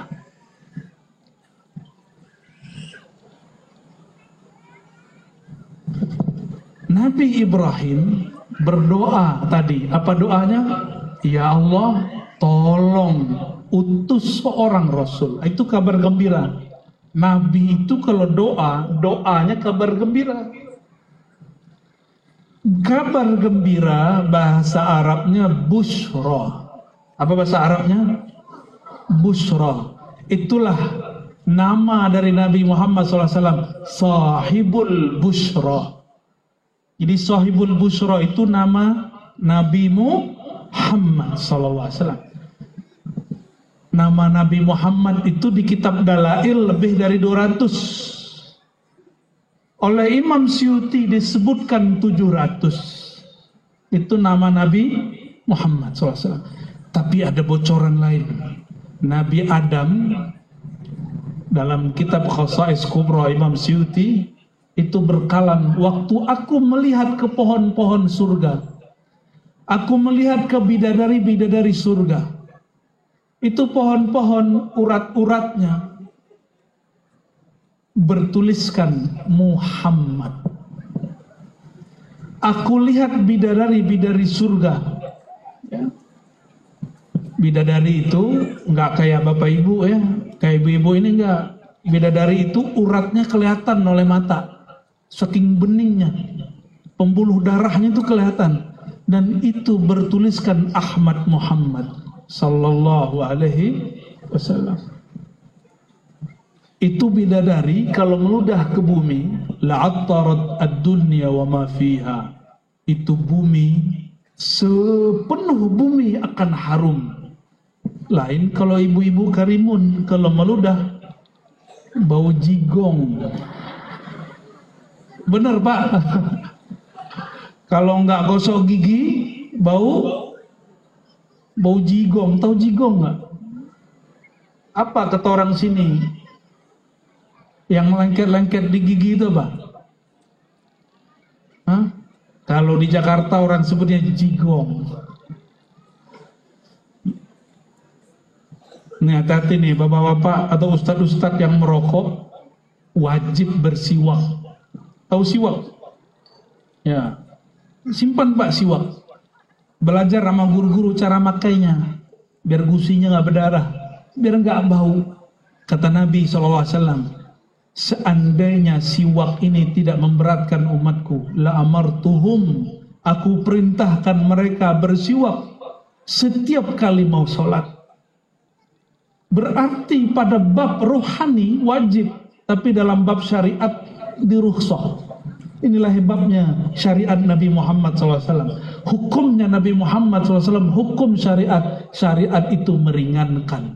Yuridullah bikumul yusra. Allah mudahkan. Kalau pakai hukum hakikat berat. Jadi jangan sok-sok hakikat. Ya, kalau pakai hukum hakikat berat. Bersiwak wajib. Masa ini bapak-bapak ini habis merokok langsung sholat zuhur, itu nggak sopan Pak. Ya. Gosok gigi dulu, minimal berkumur-kumur. minimal. Tapi kalau bagi kami, mohon maaf, yang merokok ini wajib bersiwak. Saya nggak mau debat hukum rokok, ya. Cukup Pak Ketua MUI lah nanti urus ya. Karena MUI pusat sudah keluarkan fatwa. Kecuali di sini ada yang lebih alim dari ulama-ulama MUI, silakan. Aduh, sama Pak Ketua MUI sini aja cukup lah ya. Bapak Ibu yang bukan Allah, Nabi Ibrahim alaihi salam, beliau berdoa, doanya tentang ya Allah, utuslah seorang Rasul. Doa ini kabar gembira, dan yang dikabarkan itu muncul, itulah disebut Sayyidina Muhammad sallallahu alaihi wasallam. Coba gimana lafaz salawat busyra? Allahumma salli ala Sayyidina Muhammadin sahibil busyra. Ya Allah, mohon limpah ruahkan rahmatmu, salawatmu kepada junjungan kami Nabi Muhammad sahibil busyra, orang yang dikabarkan oleh Sayyidina Ibrahim. Dari mana kita tahu ini? Dalam hadis riwayat Imam Ad-Darimi dan imam lainnya, kawan Imam Bukhari. Apa kata beliau? Nabi SAW bersabda, Ana busyra Ibrahim. Akulah, atau ana da'watu Ibrahim wa busyra Isa. Akulah doa Nabi Ibrahim dan kabarnya Nabi Isa. Jadi keturunan Nabi Ibrahim yang terakhir jadi nabi, namanya Nabi Isa, ikut juga mengabarkannya. Maka disebut di situ busyra Isa. Yang pertama kali berdoa siapa? Nabi Ibrahim. Lalu yang mendeklarasikan dengan nama yang unik, bukan Muhammad tapi Ahmad, itu Sayyidina Isa. Kata beliau, aku datang kepada kamu wahai Bani Israel sebagai mubasyir, pemberi kabar gembira dengan munculnya orang yang bernama Ahmad sallallahu alaihi wasallam. Ahmad Muhammad, apa bedanya? Alif sama mim ya? Itu secara huruf. Apalagi bedanya Ahmad dan Muhammad? Waktu Nabi Ibrahim, waktu Nabi Isa, Nabi Muhammad anak Abdullah sudah lahir belum? Muhammad bin Abdullah sudah lahir belum? Sallallahu alaihi wasallam. Sudah atau belum? Belum. Benar. Yakin? Takut salah ya. Kalau Sayyidina Muhammad bin Abdullah belum lahir, tapi Ahmad Ruhullah sudah ada, Muhammad Nurullah sudah ada. Sekarang tubuh Sayyidina Muhammad bin Abdullah sudah wafat, Muhammad Nurullahnya masih ada nggak? Betul. Ahmad Ruhullahnya masih ada nggak? Ini berat nggak ngaji begini? Enggak nih, ibu bisa jawab Pak. Gak usah khawatir Kiai ya. Berat atau ringan nih Bu? Bisa dicerna ya. Yeah. Kadang-kadang ustadz-ustadz ini takut membebani ibu-ibu, bapak-bapak kalau kajiannya berat. Tapi saya punya pandangan lain. Kita harus mulai ajak jamaah mikir yang berat-berat, tapi cara yang ringan. Dijelaskan dengan cara yang ringan. Bapak Ibu, Ahmad itu nama yang dikenal Nabi Isa, padahal Sayyidina Muhammad bin Abdullah belum lahir. Apa maksudnya? Beliau telah dimasyhurkan Allah dengan nama Ahmad. Siapa yang memasyhurkan? Allah melewati siapa? Nabi Isa Ruhullah Kalimatullah. Karena beliau itu Ruhullah, Sayyidina Isa, maka dia menyebut nama Ruhullah yang lebih besar, yaitu Sayyidina Ahmad.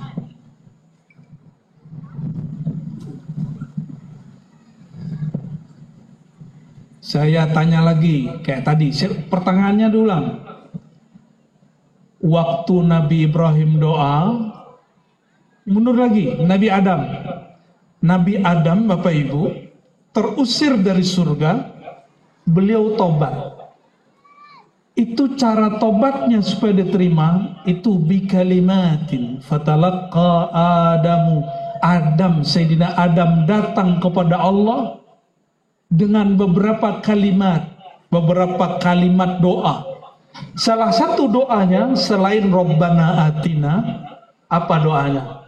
Disebutkan oleh imam kita, salah satunya Imam Qadhi Iyad dalam kitab Asy-Syifa, kata beliau, Ya Rabb bihaqqi Muhammadin. Ya Allah, dengan hak kemuliaan Sang Muhammad, padahal Sang Muhammadnya belum lahir. Nabi Adam pertama turun ke bumi itu bertawassul dengan Nabi Muhammad. Nabi Muhammadnya belum lahir. Nabi Adam syirik nggak? Musyrik nggak Nabi Adam? Karena beberapa kawan saya bilang bertawassul kalau Nabi sudah wafat syirik. Kapan Nabi itu wafat? Yang wafat itu cuma Muhammad bin Abdullah, Muhammad Nurullah, Muhammad Rasulullah, Muhammad Nabiullah, Muhammad Habibullah, tidak pernah wafat. Kalau Sayyidina Muhammad bin Abdullah sudah wafat. Tapi dia juga orangnya. Yang ada pada diri Muhammad bin Abdullah itu juga Sayyidina Muhammad Nurullah. Belum lahir fisiknya, nurnya sudah ada, namanya sudah muncul. Maka Sayyidina Adam berdoa, Ya Rabb, bihaqqi Muhammadin, dengan kemuliaan Nabi Muhammad, ampunilah kami. Maka Allah mengampuninya. Nabi belum lahir, tawassul boleh. Sekarang Nabi sudah wafat secara fisik, nurnya kan nggak wafat. Ada yang mengatakan nur Nabi habis? Hah? Nur Nabi habis nggak? Nur Nabi padam? Ruh Nabi mati? Tidak. Maka kita husnuzon, berbaik sangka kepada orang yang nggak mau tawassul. Mungkin terlalu ketat belajar tauhid, akhirnya salah tempat. Bab doa, bab fikih dibawakan ke tauhid, nggak nyambung. Ini cuma bab doa. Coba perhatikan, Nabi Adam tadi doa, Ya Rabb, wahai Tuhan, wahai penciptaku. Mintanya ke Allah atau ke Nabi Muhammad? Nabi Adam. Ya Allah, bihaqqi Muhammad, dengan kemuliaan Nabi Muhammad, faghfir lana, ampuni kami. Itu doanya minta kepada Allah atau mendoa kepada Nabi Muhammad? Kepada, di sini ada ini enggak? Orang baca Ya Rabbi bil Mustafa, ada? Coba baca sama-sama. Saya penasaran juga, tadi Pak Gubernur, Pak Bupati ngajak Bapak Ibu bersolawat. Belakang bisa solawat? Ngerokok dia, ahli solawatnya ngerokok. Belakangin kita lagi. Ya udah tinggal aja mereka tuh ya. Orang ngaji ngadep ke sana, dia udah ke sono. Ya Rabb bibil Mustafa balligh maqasidana. Wahai Rabb, mintanya kepada siapa? Bil Mustafa, dengan kemuliaan Nabi pilihan. Balligh maqasidana, tunaikan, sampaikan maksud kami. Ini saya ijazahkan juga orang di sini. Salawat Ya Rabbi bil, nanti silakan diamalkan ya, biar tambah salawat, biar tambah beban hidupnya nanti ya. Ya Rabbi bil Mustafa balligh maqasidana. Terus waghfir lana ma madha ya wasi'al karami. Salawat dulu tuh lebih indah. Kalimatnya nggak maksain. Wahai Allah, bil Mustafa, dengan kemuliaan sang Mustafa Nabi Muhammad SAW, sampaikan niat kami, maqasidana, tujuan-tujuan kami. Mintanya kepada Allah atau Nabi Muhammad? Syirik nggak? Nah, kita kasih tahu kepada siapapun yang anti tawassul, kami tidak pernah menyembah Nabi Muhammad SAW. Ada yang menyembah Nabi Muhammad? Nggak ada. Kita hanya menyembah Allah Subhanahu wa Ta'ala. Hanya memohon doa kepada Allah Subhanahu. Apa manfaat tawassul? Tawassul itu menguatkan hati, bukan menguatkan Allah. Enggak.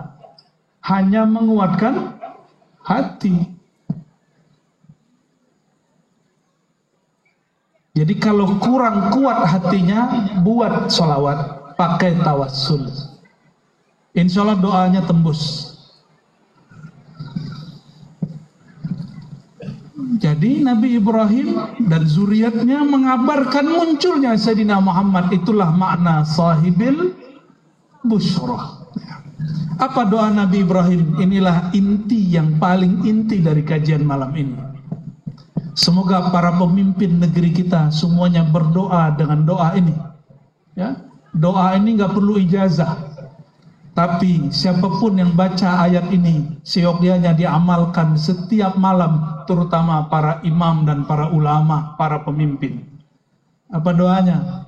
Rabbi ij'al, ya Allah, jadikan negeri ini hazal balad, negeri ini aminah, aman, sentosa.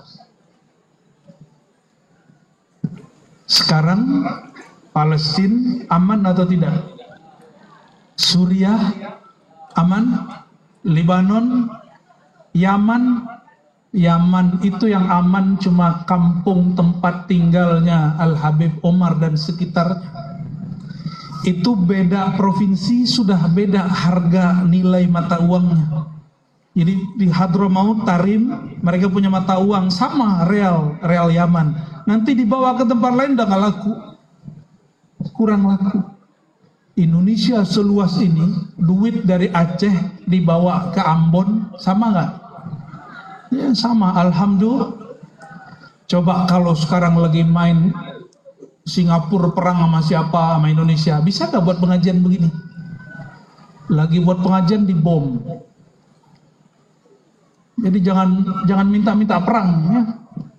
Kalau tentara latihan perang, latihan aja, tapi jangan minta-minta perang. Sekarang yang banyak meninggal tentara atau masyarakat sipil? Ya, sudah 1.000 dari orang Palestina, 1.000 juga dari Israel. Itu 1.000, 2.000 itu tidak ikut perang, mereka itu bingung kok tiba-tiba dibunuh. Maka benarlah kata guru kami Al-Habib Ali Al-Jufri, Al-Insaniyah Qabla Tadayyun. Engkau mengerti sisi kemanusiaan itu lebih awal daripada pemahaman agamamu, bukan agamamu. Kenapa? Sisi kemanusiaan itulah inti beragama. Sedangkan pemahaman agama bisa jadi salah. Jangan senang dulu yang perang sekarang itu banyak kelompok. Sabar-sabar, jangan komentar dulu kalau belum paham. Ya, kita doakan saja warga Palestina, umat manusia yang sedang tidak berdosa di sana, Allah selamatkan. Amin ya rabbal alamin. Apa doa Nabi Ibrahim? Nabi Ibrahim tinggalnya dulu dekat ya, yang sekarang itu negeri Israel itu.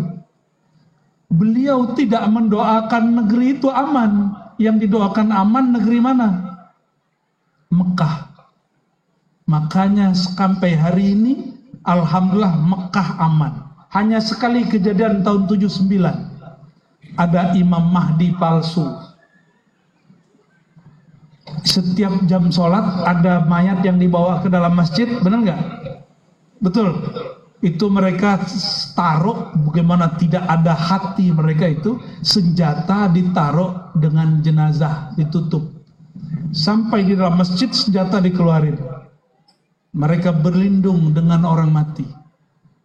Habis itu ngaku jadi Imam Mahdi, tembak-tembakin orang. Tahun 7 berapa?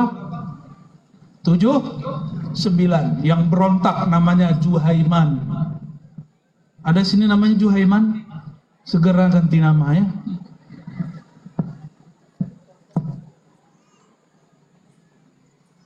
Berkat doa Nabi Ibrahim, Mekah sampai hari ini aman.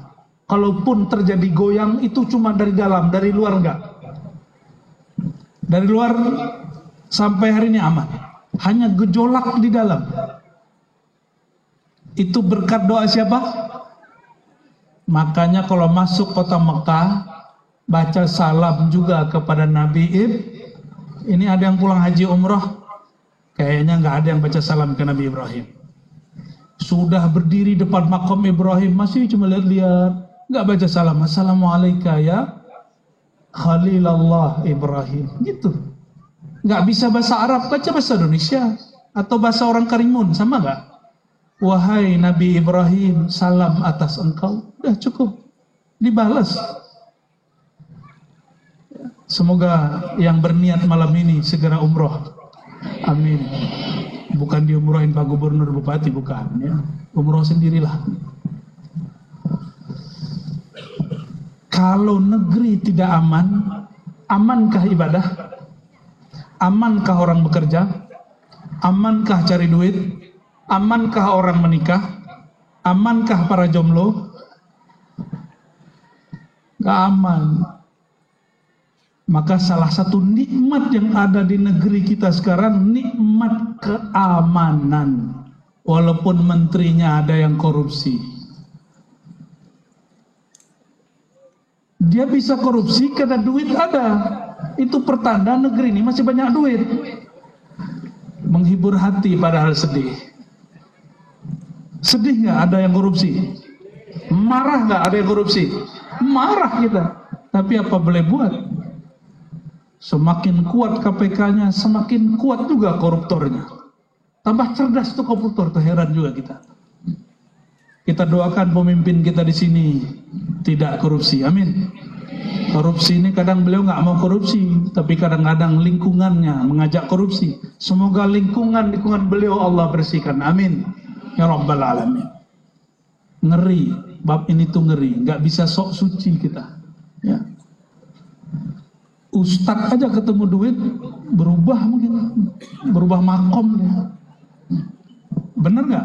Saya nggak percaya. Banyak ustadz udah jadi wakil rakyat ikut, tapi merem mata sebelah.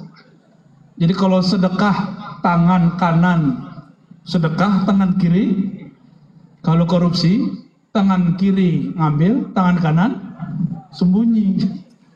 Makrifat baru, makrifat setan. Kita doakan pemimpin-pemimpin negeri, mereka amanah. Amin ya Rabbal Alamin. Kalau tidak aman, aman ini ada aman seperti kita negeri ini, ada aman dalam artian hurriyah, kebebasan. Bapak Ibu, ini pakai baju abaya bukan? Benar.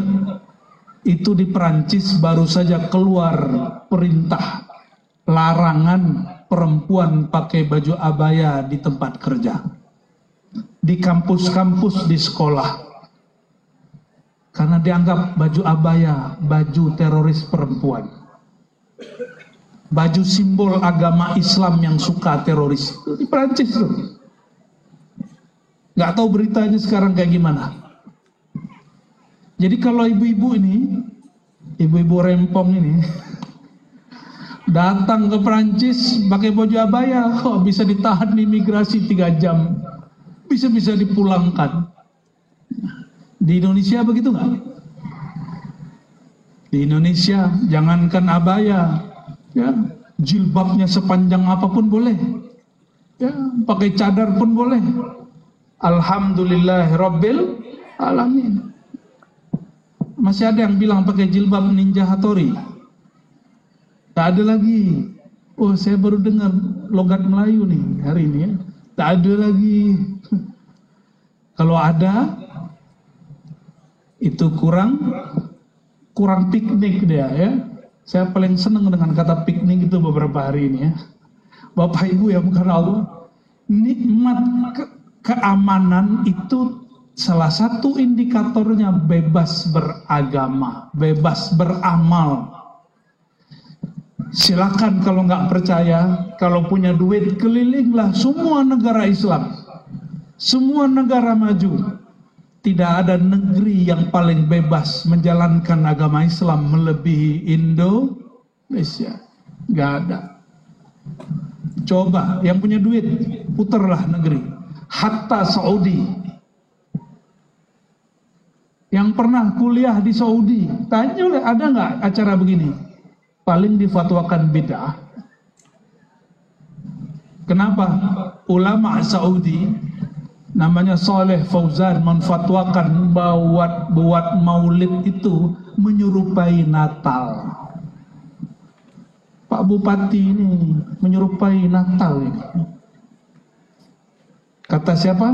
Saleh Fauzan. Ini hati-hati yang bikin pesantren, mohon maaf para kiai, bikin pesantren kitab akidahnya tolong dicek kembali. Kalau karya Syekh Saleh Fauzan dan sejenisnya, tolong dikaji kembali. Apa kata dia? Ihtifal bil maulid, al-ihtifal bil maulid itu tasyabbuh bin Nasara. Orang yang merayakan maulid sama dengan merayakan Natalnya Yesus. Siapa yang ngomong begitu? Saleh Fauzan masih hidup. Makanya di Saudi nggak ada orang maulid. Ada maulid, saya diundang maulid waktu musim haji. Tapi di tempat naik ke gang, rumah paling pojok, lantai paling tinggi, nggak ada lagi suara terdengar. Pakai gendang halus-halus, dikunci, jadi suaranya nggak terdengar kemana-mana. Karena jika ada laporan, siap-siap, askar bubarkan. Orang maulid dibubarkan. Di sini maulid, polisinya ikut maulid, TNI-nya ikut maulid. Alhamdulillah. Malah bupati dan pak gubernurnya ikut mensupport maulid ya, ini nikmat luar biasa. Maka saya yakin, benar hakul yakin, kebangkitan ajaran Nabi Muhammad SAW bukan lagi di Arab, insya Allah di negeri kita Indo. Amin Rabbal Alamin. Pesantren, coba cek negeri terbanyak sekolah Islamnya Saudi apa Indonesia? Indonesia. Di Jawa itu Bapak Ibu, ini nggak berlebihan saya cerita. Itu ada kiai ngajar kitab Al-Asbah wa Nazair tebal ini. Nggak bawa kitab. Cuma tanya, terakhir bahas apa? Dibaca oleh murid kaidah kesekian. Oke, ya udah baca. Baca lanjutkan. Siapapun yang salah dia tahu. Itu ulama Jawa, jenggotnya ya paling cuma 3 ya. Nggak pakai, waduh seperti saya ini kan terlalu banyak ini gayanya nih, banyak gaya. Saya nggak mau kalah juga dengan Buya Abdullah ini. Beliau pakai serban, saya harus pakai juga lah gamisnya, tapi atasnya masih kopiah hitam. Enggak begitu. Mereka biasa aja. Pakai baju kemeja, baca kitabnya lebih lancar daripada saya. Satu kota itu bisa ratusan pesantrennya. Mulai dari yang besar sampai yang kecil. Itu hanya ada di Indonesia. Saya punya guru orang Libanon, mufti, ulama MUI-nya. Namanya masih muda, Syekh Muhammad Amin Salim Al-Qurdi. Dia heran ngeliat pesantren. Apa kata dia? Luar biasa. Negeri kalian negeri paling banyak sekolah Islamnya. Di kampung saya Libanon tidak ada sekolah Islam. Kami kalau ingin belajar kami datang ke syekh-syekh di rumah. Kayak orang-orang dulu masih kurang yakin Indonesia negara yang paling islami. Masih kurang yakin? Ya, saya yakin 100%. Coba, Pancasila pertama apa? Itu sama dengan ayat Qul. Itu negeri ini nomor pertama ideologinya, falsafahnya adalah tauhid, qul huwallahu ahad. Masih kurang bersyukur. Ya, masih kurang bersyukur. Jika ada ustadz kurang bersyukur dengan kebebasan dia berceramah, tunggu dia disiksa sebelum masuk ke dalam alam sana. Apa maksudnya? Ini mohon maaf para ustadz, ya. Kita ini bisa ceramah kemana-mana, bebas, itu nikmat. Tapi kalau masih ngeluh, masih menghujat, siap-siap. Jika ada taman surga, nanti juga ada neraka yang didahulukan. Nanti ceramah kemana dilarang. Itu sudah mulai dilarang, ditahan sama Allah tuh nikmatnya. Kalau di TV itu ada yang inisial R, tahu nggak? Tahu? Suka menghujat pemimpin, betul nggak? Ya, walaupun saya nggak nyoblos pemimpinnya. Coba kalau menghujat saya nggak mau. Kenapa? Nabi SAW mengatakan lastu bitta'an wala billa'an. Aku ini bukan pelaknat, bukan penghujat. Ketika Nabi dilempar orang, Nabi hujat nggak? Terus kenapa ada ustadz cuma dikritik langsung menghujat? Nabi dia siapa? Nabi Muhammad apa Nabi Muhammad? Nabi dilempar dengan kotoran, dikata-katain gila, nggak tersinggung. Ustadz disinggung dikit, bilang ya Allah turunkan azab. Apa-apaan ini?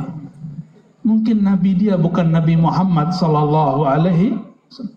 Apa dia nggak baca hadis ini? Lastu bitta'an.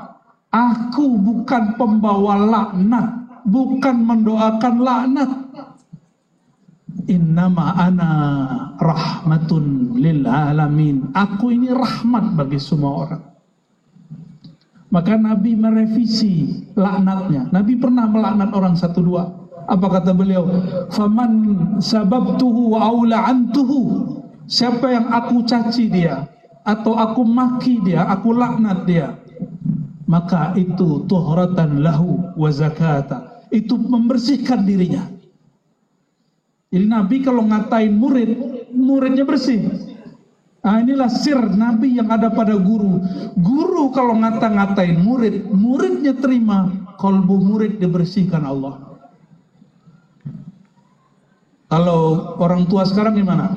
Ini saya ulang kedua kalinya nih. Kemarin saya sebut di tempat lain. Orang tua sekarang, anaknya dimarahi di sekolah, gurunya ada yang begitu di sini? Coba, ada yang begitu nggak di sini?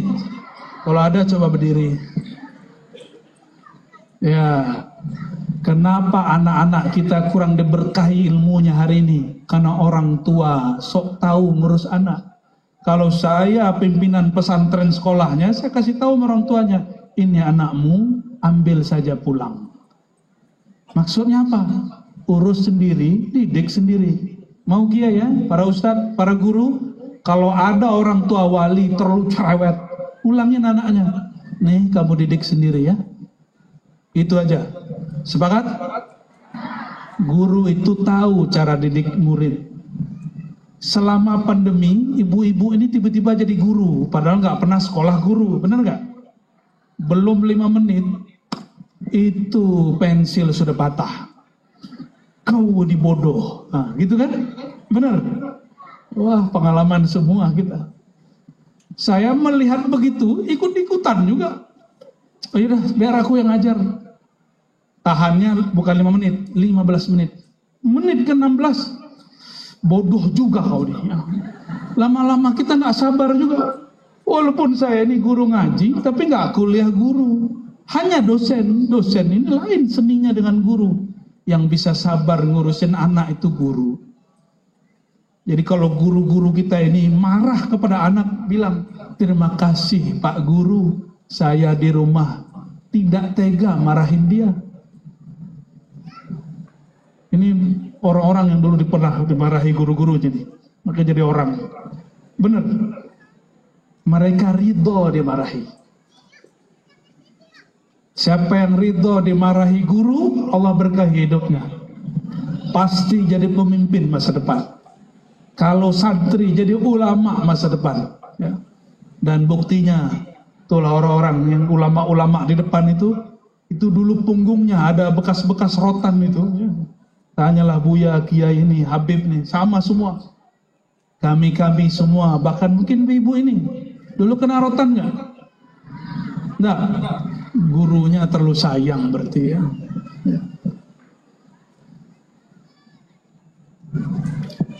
Jadi nikmat keamanan negeri damai ini yang perlu kita syukuri. Bapak Ibu, kita nggak tahu sampai kapan negeri ini aman, kita nggak tahu. Ada yang tahu kapan negeri ini aman? Kapan nanti perang? Kita nggak ada yang tahu. Oleh karena itu, nikmati nikmat aman negeri ini. Dan ajarkan kawan-kawan sekitar kita, jika Ustadz ajarlah jamaahnya. Ayo syukuri, jangan suka mengeluh. Hebatnya orang Indonesia, di warung kopi, bicaranya bicara Amerika. Di warung kopi, warung kafe, bicaranya bab politik global. Tapi karena bicara politik hebat di warung kopi, keluar warung kopi, selesai. Yang paling kaget sopir taksi, sopir ojek, sudah bisa bicara politik lebih canggih dari politikus. Ini bukti apa? Tanda negeri kita bebas bicara. Benar nggak? Coba negara jiran begitu. Di Brunei Pak, coba kritik-kritik raja, belum turun panggung hilang. Di Indonesia khotbah setengah jam menghujat pemerintah, turun-turun aman. Malah saya ini kalau ada Pak polisi, saya canda-candain, turun-turun nggak ditangkap. Kadang-kadang kita malu-maluin, itu nggak ditangkap. Negeri ini terlalu aman untuk bicara sembarangan. Nikmat bukan? Nikmat. Kalau nggak percaya Bapak Ibu, tunggu musim maulid, tinggal di Saudi. Saya pastikan tidak ada orang bikin maulid terbuka seperti ini. Nggak ada. Nggak ada Pak. Paling ada di Mesir, paling ada di Yaman. Jadi jangan Saudikan negeri kami, ya. Jangan Saudikan Indonesia. Indonesia ini sudah sangat Islami. Rabbi ja'al hadzal balada amina. Ya Allah, jadikan negeri ini aman. Maka para pemimpin, para ulama, para ustadz, ayo doa negeri ini biar aman. Rabbi ja'al hadzal balad amina. Dan yang ketiga, yang kedua, wajnubni wa baniya an na'budal asnam. Ini yang paling inti. Jagalah aku dan keturunanku daripada menyembah berhala.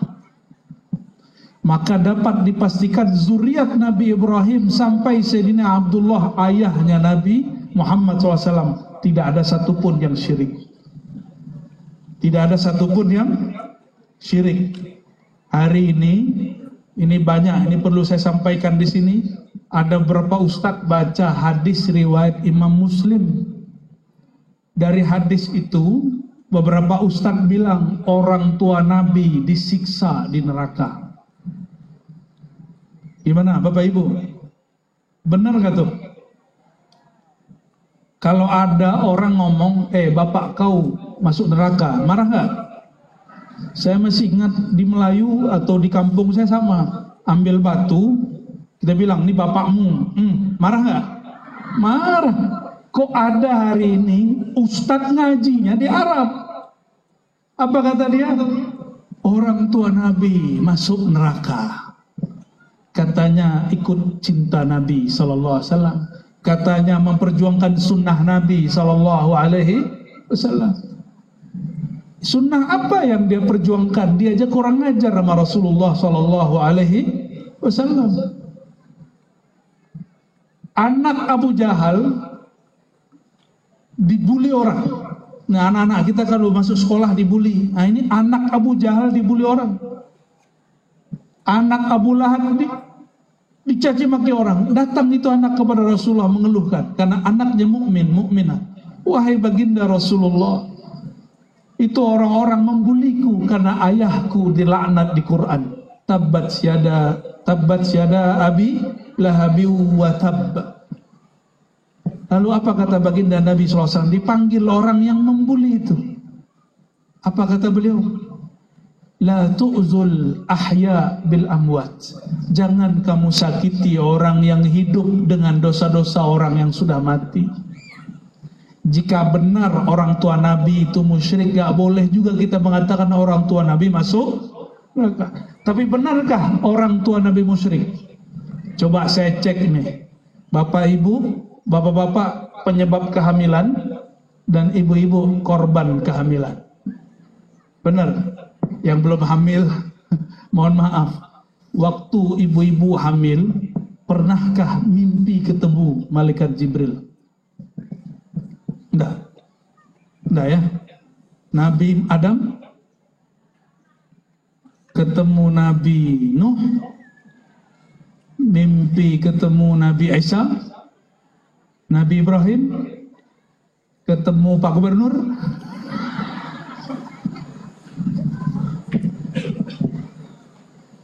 Kira-kira orang tua Nabi ini meninggal, Nabi belum mendakwahkan tauhidnya. Kira-kira imannya ibu-ibu ini lebih tinggi dari Aminah atau imannya Aminah lebih tinggi dari ibu-ibu? Yang benar, katanya orang tua Nabi masuk neraka.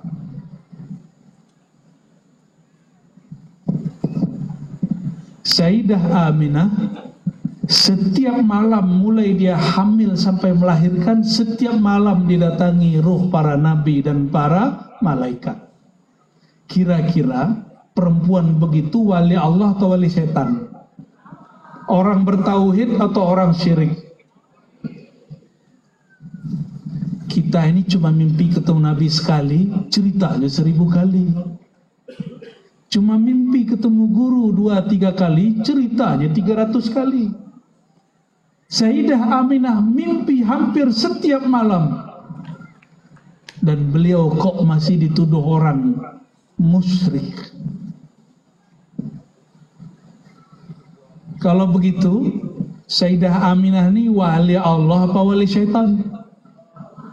Ya, kalau ada guru kita mimpi Sayyidina Jibril, kita bilang luar biasa nih guru. Ya, makomnya tinggi nih, Jibril aja datang. Ada guru kita mimpi ketemu Nabi Muhammad, kita bilang ini guru sahibul karamah. Makomnya tinggi, dia bisa berjumpa rohani Rasulullah SAW. Betul enggak? Sekarang Sayyidah Aminah di dalam perutnya Nabi Muhammad yang diimpi-impikan orang itu. Bapak Ibu, mohon maaf nih, tanya ilmu batin sedikit, ilmu kolbu. Kalau ngelihat orang jahat itu kelihatan wajahnya biasa atau kelihatan gelap? Pasti mukanya aja yang kelihatan.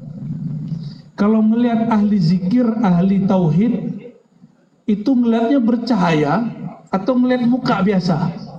Pasti muka.